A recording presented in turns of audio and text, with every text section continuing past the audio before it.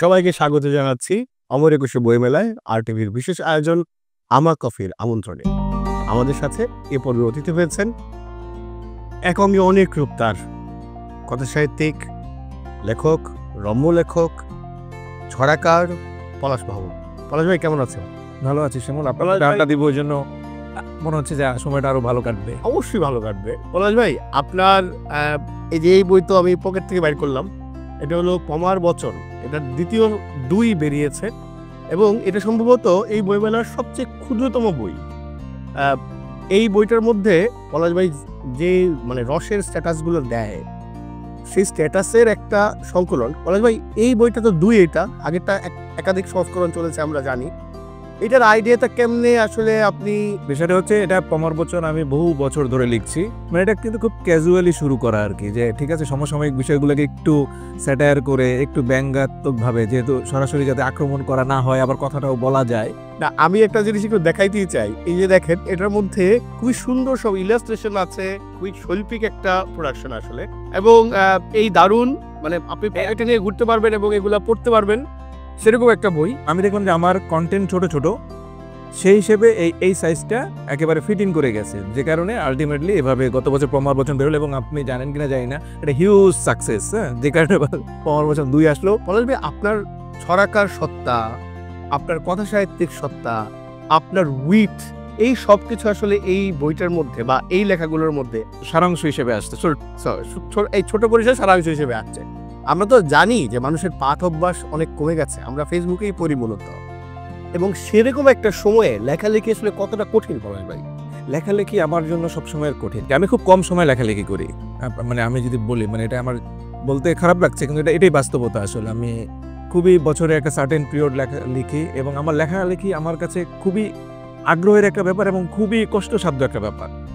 অনেক আছে বসলেই খুব লিখতে পারে এবং খুব ভালো লিখেন তারা, কিন্তু আমার না, এটা আমার একটা আয়োজন লাগে, চিন্তা। ধরেন আমি আজকে লিখবো, এর আগে আমার 1 সপ্তাহ আগে থেকে একটু প্ল্যান লাগে, বসার পরিবেশ লাগে। আমি এখানে একটু জানতে চাই, আপনি আপনার লিখতে বসার আয়োজনটা কেমন? না, ধরেন আমাদের তো বেঁচে থাকার জন্য অনেক কাজ করতে হয়, আপনি জানেন, বা আমাদের দর্শকরাও জানে।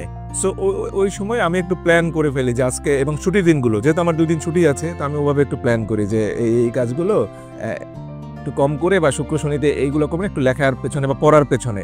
এখন আসলে আগে তো আমরা পড়তাম, যে কোনো সময় পড়তাম, এখন আসলে সত্যিকার অর্থেই না, পড়ার জন্য সময় বের করতে হয়। এটাও একটা দুর্ভাগ্যজনক, খুবই দুর্ভাগ্যজনক। পলাশ ভাই, আপনার তো এবার মেলায় পমার বচন ছাড়াও আরো বই আছে, সেটা নিয়ে যদি একটু বলে দাও। আরেকটা বই আছে প্রেমানুকাব্য। আমি অনেক আগে থেকে প্রেমানুকাব্য, ছোট ছোট প্রেমের, এই প্রশ্ন করো বিশ্বকে, তোমায় হিনা নিঃস্বকে, বা জ্বর সারাবে নাপা, মন সারাবে আপা, 2 লাইনে।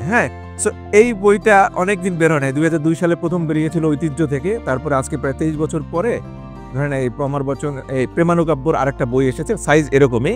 পলাশ ভাই, আপনি যে কাজগুলো করেন তার সবগুলোর মধ্যে সৃজনশীলতা যুক্ত। আপনি মাস্টারি করেন, আপনি শিশুদের জন্য কাজ করেন, ক্রিয়েটিভ রাইটিং করাইছে, শিশুরা খুব ক্রিয়েটিভ রাইটিং করান। ফলে এই যে এত কিছু, এটা আসলে কিভাবে আপনি ভারসাম্যটা রক্ষা করেন? না, ভারসাম্য এখন আর এমন না যে আমি একসাথে সবকিছু করছি। আগে যখন স্টুডেন্ট ছিলাম বা শুরুর দিকে অনেক কিছু একসাথে করেছি। এখন ভারসাম্যটা রক্ষা করি এভাবে, যেমন ধরেন এবছর পমার বচন বের হবে, আগামী বছর বের হবে না। যেমন লজিক লাভ গত বছর বের হয়নি, এবছর আগামী বার একটা বড়দের উপন্যাস বের হবে, এরপরে বড়দের গল্প বের হবে। সবকিছুই ধরে, যেহেতু আমি সবকিছুই এক ধরনের অভ্যস্ততা তৈরি হয়েছে। রম্য যেমন অনেকদিন বেরোচ্ছে না, হয়তো 2 বছর পরে রম্য বের, এভাবেই আসলে ভারসাম্য রাখছে। এই যে আপনার আইডিয়া, আপনি আসলে কিভাবে জেনারেট করেন? না, এটা শিমুল, আপনি নিজেও লেখক, আপনি জানেন যে অনেক সময় দেখা যায় যে একটা আইডিয়া ইনস্ট্যান্ট এখন আসছে মাথায়, এখনই লিখে ফেলছি। আবার অনেক আইডিয়া আছে, আমরা কিন্তু একজন লেখক, সবার ক্ষেত্রে মনে এরকম হয় যে হয়তো তাকে 10 বছর পরে লিখছে, অথবা একদম 2 মাস পরে লিখছে, অথবা 5 মাস পরে লিখছে, বা একটা সার্টেন পিরিয়ড পরে লিখছে। সো আমার ক্ষেত্রেও ঠিক তাই, কখনো ইনস্ট্যান্ট কাজে লাগিয়ে ফেলি, কখনো মাথায় থাকে, কখনো আবার দেখা যায় যে আসে মাথায়, মাঝে ভুলে যাই, আবার এটাকে রিভাইভ করে, এভাবেই আর কি। পলাশ ভাই, সাহিত্যের সফলতা বলতে আপনি আসলে কি বোঝেন? আপনার ব্যক্তিগত সন্তুষ্টি, নাকি আসলে পুরস্কার, সম্মাননা এসব পাওয়া? এটা আসলে আপনি অনেকগুলো বিষয় বলেছেন। আমার কাছে মনে হয় এটা আসলে কখনো একটা ডট দিয়ে আমরা এটাকে নির্ণীত করতে পারবো না, এবং এটা একটা লম্বা জার্নি। বলা হয়ে থাকে যে লেখকের একটি লেখাও যদি বেঁচে থাকে, লেখক কিন্তু বেঁচে থাকেন। সুতরাং আমার কাছে মনে হয় যে এই মুহূর্তে আমি যখন আছি, তখন পাঠক, একটা শ্রেণীর পাঠক, কিছু পাঠক আমার বই, আমার লেখা পছন্দ করছে, সেটাও আমি চাই। টুকটাক পুরস্কারও চাই, আবার এটাও চাই, আমি অনেক কিছু চাই আমি পার্সোনালি আর কি, যে এবং আমি চাই যে অন্তত আমার এত পরিশ্রম করলাম, এত লেগে থাকলাম, আমার একটা লেখা অন্তত, একটা বই অন্তত যেন একটা নির্দিষ্ট সময় টিকে থাকে। আপনার অনেক কিছুই নিশ্চয়ই থাকবে। আমি একটু জানতে চাই, আপনি যখন প্রকাশককে দেবার জন্য কোনো লেখা চূড়ান্ত করেন, তার আগে আপনার এডিটিং বা পুনর্লিখন বা ড্রাফটিং এর টাইমটা কেমন আসলে? আপনি কিভাবে সম্পাদনা করেন? আমার কাছে আমি অনেকটা সময় নিয়ে লিখি তো, অনেকে দেখা যায় যে 1 মাসের মধ্যে টানা লিখে ফেলে। আমার একটা যেটা হচ্ছে যে এডিটিং করতে হয়, কারণ আমি একটা লেখার মধ্যে 2 মাসের গ্যাপও থাকে, তখন আমাকে আবার পুরোটা নতুন করে পড়তে হয়। কারণ আপনি জানেন ধারাবাহিক বিশেষ করে সিরিজগুলোতে কিন্তু ক্যারেক্টার খুব ইম্পর্টেন্ট। একদম। আমার আগের ক্যারেক্টারে আছে যিনি আছেন তাকে আমি পরের ক্যারেক্টারে তার নাম চেঞ্জ করতে পারি না। সো এইগুলোর বিষয়গুলো একটু মাথায় বেশি রাখতে হয়। একদম। পলাশ ভাই, আপনার মতো যারা হতে চায়, যারা পলাশ মাহবুবের মতো কয়েক হাত দিয়ে লিখতে চায়, কয়েক রকমের লেখা লিখতে চায়, তাদের জন্য আপনি কি পরামর্শ দিবেন?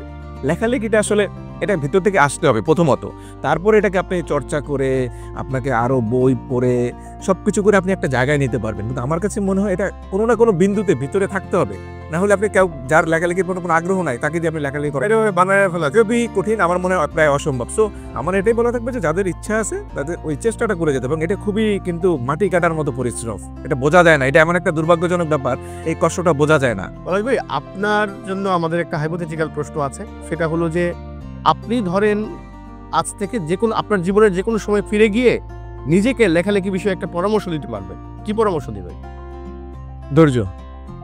আমি অনেক ক্ষেত্রে লম্বা লেখার ক্ষেত্রে ধৈর্য হারিয়ে ফেলি, সেটা আমার কাছে মনে হয় একটু ধৈর্যটা থাকলে আমার অনেক আইডিয়া আছে, কিন্তু ওই যে লম্বা ধরেন একটা লম্বা লেখা লিখতে গেলে ওই যে বললাম অনেক কিছু মাথায় রাখতে হয় এবং কনসেন্ট্রেট করতে হয়। পরামর্শ দিবেন যে আমার ধৈর্যটা, পলাশ ধৈর্য বাড়াও লেখালেখির ক্ষেত্রে।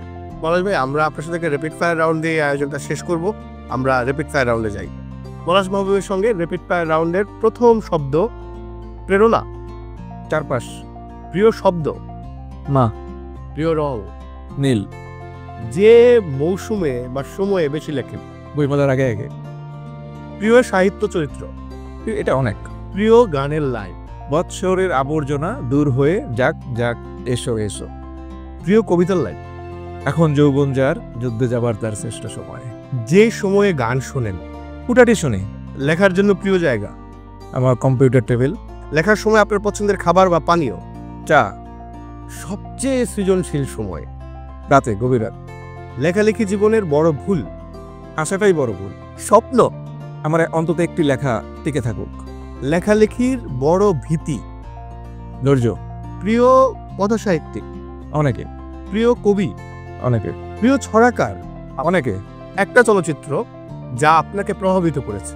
হীরক রাজার দেশে। পিতৃত্ব? এখনো এই স্বাদ এখনো পাইনি। মাতৃত্ব? এটা কোনো সংজ্ঞায়িত করা যাবে না। জড়তা? নিশ্চয়ই প্রয়োজনীয়। অপছন্দ করি? বেশি কথা। যা বলতে চাই জোরে? ভালো থাকুন, নিজে ভালো থাকুন, অন্যকে ভালো রাখুন। পলাশ মাহবুব এখনো হয়ে উঠছে। পলাশ মাহবুব হয়ে উঠুক।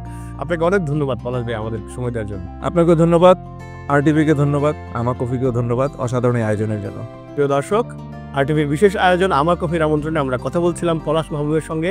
দেখা হচ্ছে অন্য কোনো একজন লেখককে সাথে নিয়ে এই আয়োজনের পরের পর্বে। সবাইকে অনেক ধন্যবাদ।